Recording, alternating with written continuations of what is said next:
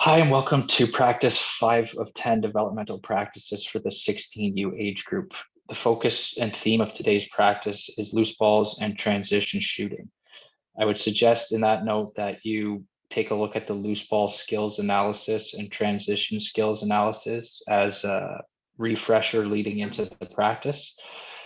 Getting right into it here, as always, this practice can be 60 or 90 minutes, and I know many of you have 60-minute practices. So in that case, I would knock 5 minutes off this defensive zone loose ball, 5 minutes off of this offensive zone loose ball, 5 minutes off of this face-off dot drill, 5 minutes off this loose ball support drill, 5 minutes off of this 3-player weave, and 5 minutes off of this double breakaway competition, possibly playing to less goal for a total in the game. But we'll talk about that when we get there.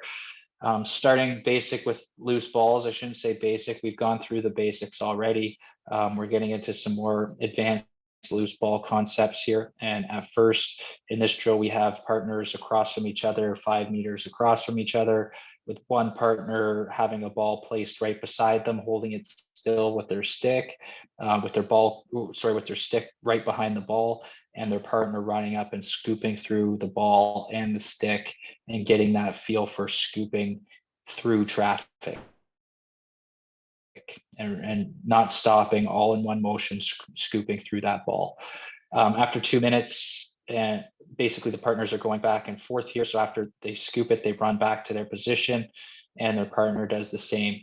And when we switch, the partner then puts the ball between their legs and their partner runs up, traps it reaches in with their stick between their legs with the back of the stick on the ball, pulls it in towards them, and then scoops it up. And again, they would run back to the starting position and we would repeat back and forth with their partners here. Next, we basically increase the distance away from each other, roughly 15 meters away from each other now with the partners. And what we have happen here is that the partner without the ball runs towards the partner with the ball. When they are beside that player, the player with the ball rolls the ball, aiming for roughly half the distance to where their partner started across from them. And so when they do that, the ball's running away from their partner and the partner is chasing the ball and they're trying to scoop it as it's running away, which is a really unique and difficult skill. And usually what you want to do is scoop across the ball, not try to scoop it forward. You end up pushing it forward. So that's the learning in that drill. So obviously the person would scoop the ball, they would go back to where they started, and now the person who rolled it to them has no ball and they would do the exact same action.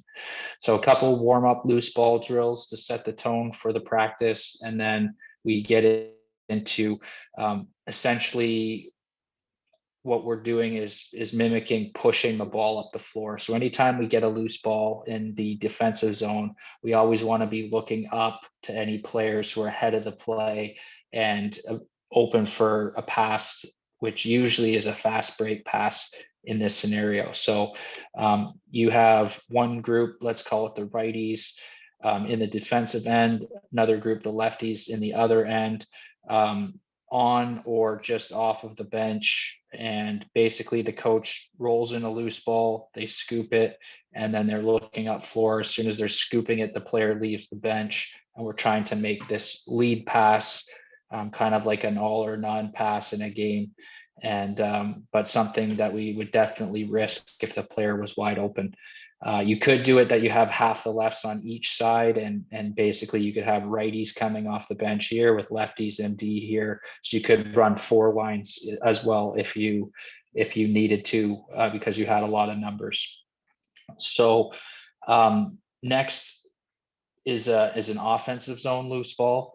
And so the idea here is after the player shoots, the player behind them rolls a ball in and they would scoop that ball, and the person in the opposite line who doesn't have a ball now because they rolled it into the player on their side, they're cutting the middle. So they're an off ball cutter going through the middle for the pass. So they would get this pass, shoot, curl into the corner, the player behind them rolls the ball. And of course, this player now over here doesn't have a ball anymore. And the same thing, they would pass it back to that side. So you can tell them the importance of multiple resets in this scenario. So if you did get an offensive loose ball in a game, we wouldn't necessarily want to force this pass unless the person was wide open. Otherwise, usually we would pass the ball around for 10, 20 seconds longer, tire out the defense even more, and utilize this scenario to tire the other team out ultimately. But if somebody was wide open, which is sometimes the case off of a rebound, you would make that pass. Otherwise, you would pull it out, and that's the lesson to be learned there. That's a pretty good warm up. The feet have been moving, sweat has been broken, and so now we're getting into the dynamic warm up using our active dynamic stretching routine, bringing everybody into center floor after we're done, doing a land acknowledgement and rehashing on some of the skills learned in the previous practice. Also talking about being a good teammate as a underlying theme for the practice, and should come into effect. You know, players are dropping balls or whatever, we want to be supportive, not you know, getting upset because somebody was dropping the ball on the floor. So trying to reinforce that.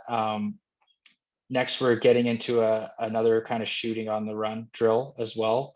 And so picking up off of the previous practices, but the idea here is you start with 4 volunteers and they're stationed at roughly the hockey face-off dot. And you can do different combinations of passing to the far side, which I would suggest first is player comes up, passes far side, gets it back, passes far side, gets it back.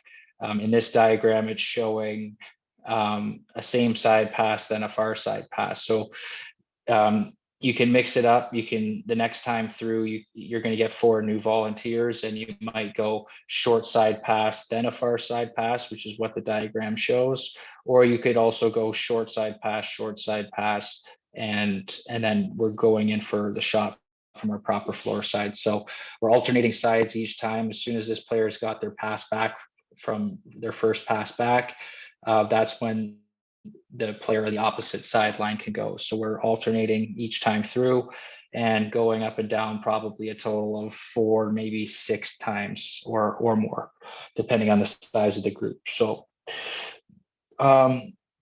next we get into a loose ball with support. And so after getting a loose ball, there should always be an outlet pass for you to pass to. And the idea in this drill is any 3 players step up along the boards, and the second player in line rolls the ball to off the boards. The first player in line goes and scoops it. The second player allows them to scoop it, but they're also following up the play and applying light pressure as the player scoops the loose ball or after they've scooped the loose ball. And the third player is going and trying to get open, you know, not forcing it through this player's stick, but getting to open space, making a nice safe pass to their teammate who's been supporting them. And then they go in for a shot from their proper floor side.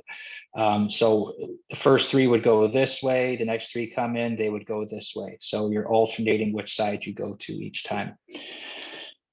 Next, we're moving into a loose ball drill. It's called the loose ball exchange. And so basically the 2 players opposite each other, some people call this the hockey loose or the hockey blue line drill. So you got 4 lines at roughly where the hockey blue lines would meet the boards.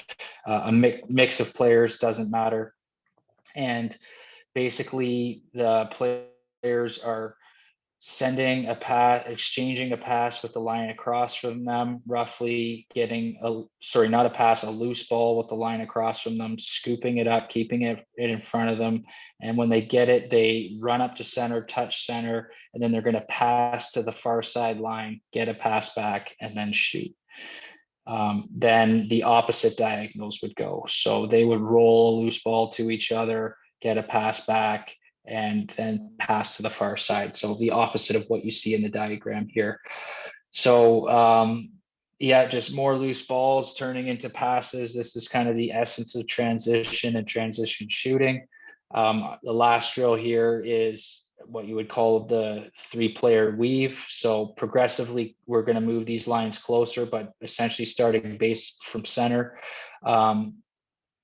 You pass to whatever, you pass to the side that the hand you are. I'm just noticing now that this player's hand is wrong. This should be a lefty following their pass, passing to another lefty, but for them to be on the proper side. But ultimately, it doesn't matter. We want somebody finishing on their strong side, which we will get here, so they can even pass to their wrong side, follow their pass. This player is going to cut into the middle, hit the other player who's going to go in for a quality shot on net. So as we get closer, it's usually easier to pass to the strong side first, or the same handed player first, and then follow in behind them so they can make a pass to the lefty who passes it back to the righty. But yeah, several minutes of that. And lastly, getting into this double breakaway competition. So being able to score when you're tired late in the game.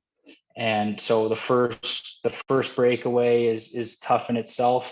And if you score, you get a goal for your team, possibly up to playing the game up to 5, 7, 10, something along those lines. Shoot, and then you're running all the way back, scooping a ball through center and going for a second breakaway the other way. When you're done, you have to run up past the restraining line before your teammate can go on their double breakaway. So that's how that works.